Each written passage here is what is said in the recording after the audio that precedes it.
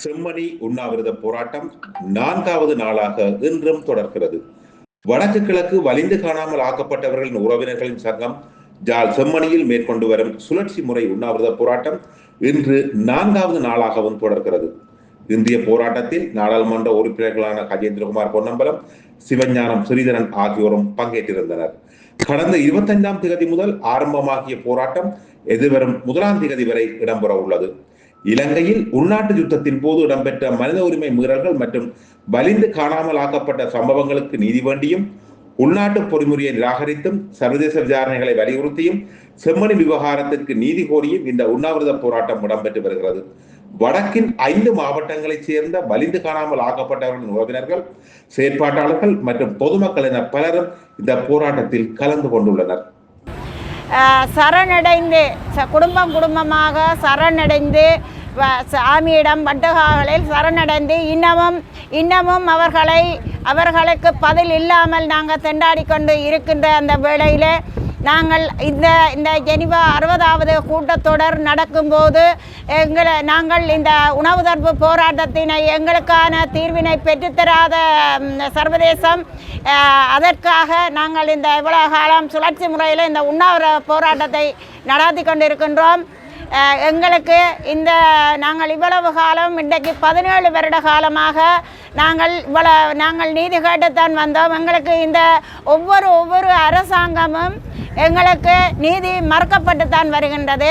இப்போதும் இந்த அரசாங்கத்தை இவரையாவது அரசாக நாங்கள் கொண்டு வருவதற்கு எவ்வளோ முயற்சி செய்து ஒரு ஆள் மாற்றத்தை பார்ப்போம் என்று சொல்லித்தான் நாங்கள் அவரை வரவச்சினாங்கள்.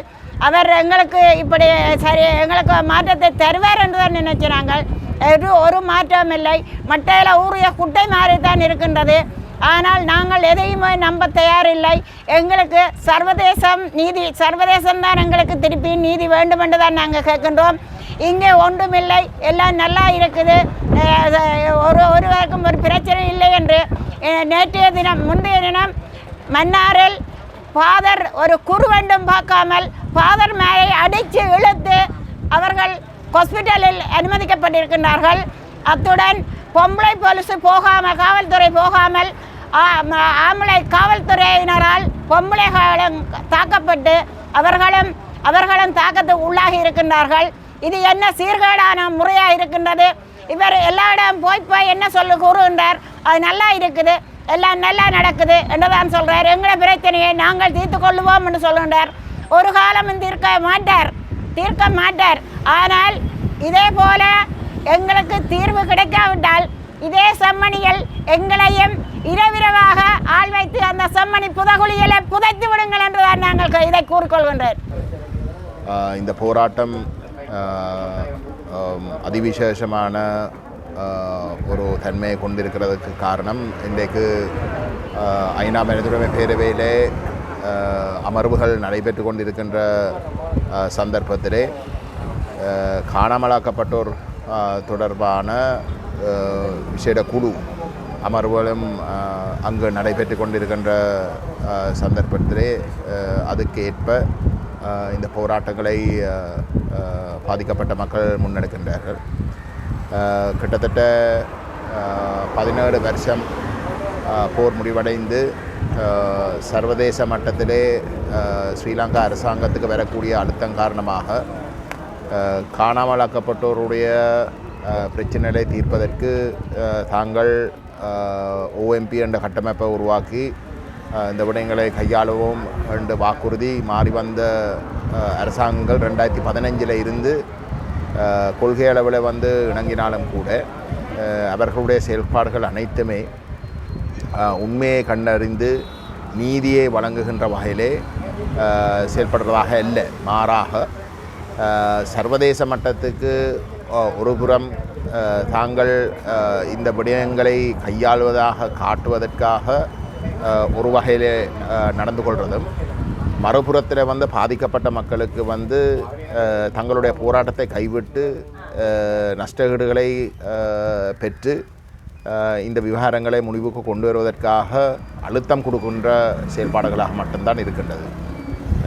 இந்த முறை அரசாங்க தரப்பும் பாராளுமன்றத்தில் அங்கம் வகிக்கின்ற கட்சிகளுடைய பிரதிநிதிகளோடு சுவிட்சர்லாந்துக்கு சென்ற பொழுது ஐநா மனித உரிமை ஆணையாளருடைய அலுவலகத்துடைய பிரதிநிதிகளை சந்திக்கக்கூடியதாக இருந்தது. அதிலே ஆசியா பசிபிக் கண்டத்துடைய பொறுப்பாளர் ரோரி மொன்கோவனும் அவருடைய தலைமையிலே ஸ்ரீலங்காவுக்கு பொறுப்பான அதிகாரிகளும் ஓஸ்லெப் என்ற கட்டமைப்பினுடைய 2 அதிகாரிகளும் இந்த பாராளுமன்ற கட்சிகள் பிரதிநிதித்துவப்படுத்துகின்ற உறுப்பினர்களை சந்தித்தார்கள். அந்த இடத்துல நிலைமாற்று நீதி சம்பந்தமாக செயல்படுவதாக இருந்தால் நீதி என்றது அத்தியாவசியம். நீதி இல்லாமல் என்றால் ஜஸ்டிஸ், கிரிமினல் ஜஸ்டிஸ் என்றால் நீதிமன்றங்களிலே குற்றமளித்தவர்களை நீதிமன்றத்துக்கு முன் நிறுத்துவதென்றது அத்தியாவசியம். அந்த அங்கம் இல்லாத நிலைமாற்ற நீதிக்கு இடமில்லை என்ற கருத்தை மிக ஆணித்தரமாக கூறியிருந்தார்கள். ஆனால் இன்றைக்கு அரசாங்கம் அந்த நீதி என்ற விடயத்தை கைவிட்டுவிட்டு நல்லிணக்கம் என்ற பெயரில் உண்மை கண்டறிகின்ற என்ற பெயரில் காணாமலாக்கப்பட்டோருக்கு ஏதோ ஒரு வகையில் ஒரு நியாயத்தை கொடுக்குறன்ற பேரில் குழுக்களை உருவாக்கி போட்டு நீதியை கைவிட்டு அதுக்கு பதிலாக நஷ்டஈடுகளை கொடுத்து சமாளிக்கிற ஒரு வேலையை மட்டும்தான் செய்கிறேன். ஆகவே எங்களுடைய பாதிக்கப்பட்ட மக்கள் இந்த போராட்டங்களை அரசாங்கம் வகையான மிக தவறான போலியான ஒரு நிகழ்ச்சிகளை சர்வதேச மட்டத்துக்கு காட்டுகின்ற பொழுது இந்த போராட்டங்களை அந்த நேரத்தில் நடத்தி அரசாங்கம் தங்களை இதுக்கு முதல் இருந்த அரசாங்கங்களை போன்று தொடர்ந்து மேமாற்றுகின்றதென்ற செய்தியை வெளிக்காட்டுவதும் தங்களுக்கு நீதி பெற்றுக் கொடுப்பதற்கும் தங்களுடைய பிள்ளைகள் தங்களுடைய உறவினர்கள் திட்டமிட்டு காணாமலாக்கப்பட்டவர்கள் தொடர்பாக வழக்குகள் தாக்கல் செய்யப்பட்டு அந்த குற்றவாளிகள் தண்டிக்கப்பட வேண்டும் என்ற கோரிக்கைகள் முன்வைப்பதும் அதுவும் ஒரு சர்வதேச விசாரணை ஊடாக மட்டும்தான் அதுக்கு வழி இருக்கின்ற கருத்துக்களை வலியுறுத்துவது அத்தியாவசியமானது. அந்த வகையில் தான் நாங்கள் இந்த பாதிக்கப்பட்ட மக்களுடைய முயற்சிகளுக்கு எங்களுடைய பூர்ண ஆதரவை வழங்குகின்றோம்.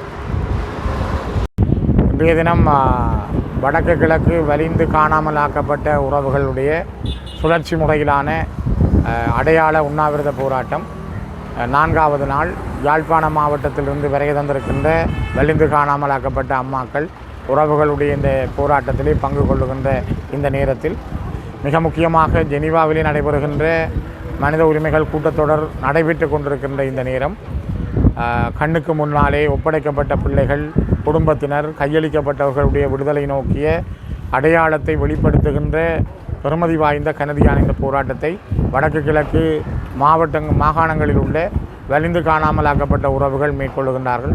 குறிப்பாக எனக்கு அருகில் இருக்கிற அம்மா கோதையம்மா கூட தன்னுடைய மருமகன் 3 பச்சிளங்குழந்தைகளை ஒப்படைத்து காணாமலாக்கப்பட்டவர்களாக இருக்கிறார். அதேபோல் இங்கே இருக்கின்ற அம்மாக்கள் பல பேருடைய குழந்தைகள், அவருடைய பிள்ளைகள், பல பேருடைய கணவன், இவ்வாறான மிகப்பெரிய நெருக்கடிகளுக்கு மத்தியிலே இவர்கள் இந்த இடத்திலே உண்ணாவிரதத்தை மேற்கொண்டிருக்கிறார்கள்.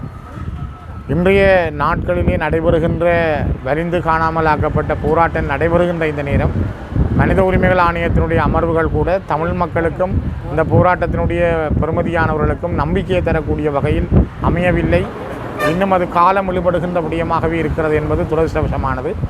ஆனால் அந்த விடயம் தொடர்பில் இன்னும் ஒரு கனதியான நடவடிக்கையை, பெருமதியான நடவடிக்கையை ஐக்கிய நாடுகள் மனித உரிமைகள் ஆணையாளர் எடுக்க வேண்டும். இதிலிருந்து இன்னொரு கட்டத்துக்கு நகர்த்த வேண்டும். இலங்கையை ரோம் சட்டத்துக்குள் உள்வாங்க வேண்டும். அதற்கான அழுத்தத்தை இலங்கைக்கு சர்வதேச நாடுகள் பிரயோகிக்க வேண்டும். அந்த ரோம் சட்டத்துக்குள் இலங்கை உள்வாங்கப்படுகிற பொழுதுதான் அடுத்த ஒரு ICCயோ ICJக்கோ இதை கொண்டு போகக்கூடிய நகர்த்தக்கூடிய அடுத்த முயற்சிகளை மேற்கொள்ள முடியும். அந்த விடயங்களில் அதிகமான கர்சனையோடு தான் நாங்கள் செயல்படுகின்றோம். தொடர்ந்தும் எங்கள் மக்களுடைய பாதிப்புகள், அவர்களுடைய எண்ணங்களை வெளிப்படுத்தும் வகையில் எங்களுடைய ஆதரவும் அதுக்கான போராட்டத்துக்கான முழுமையான செயல்பாடுகளும் அவர்களோடு இணைந்திருக்கும்.